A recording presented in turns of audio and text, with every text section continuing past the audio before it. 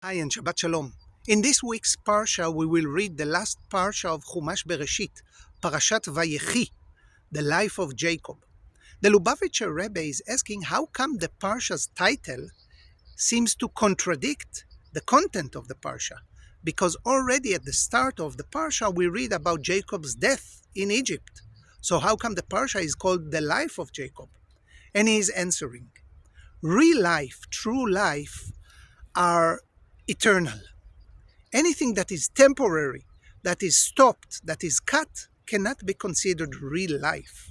Therefore, Prophet Jeremiah is calling God a living God.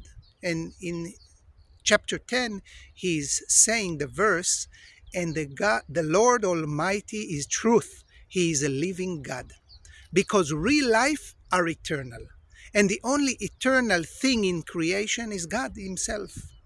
Therefore, if we want to be considered living, we need to devote ourselves. We need to connect. We need to adhere to the eternity. So by sticking to God's commandments, by sticking to Torah and mitzvot, a Jew is preparing and proving himself to be worthy of sticking to God. And by doing that, we are entitled to be called living.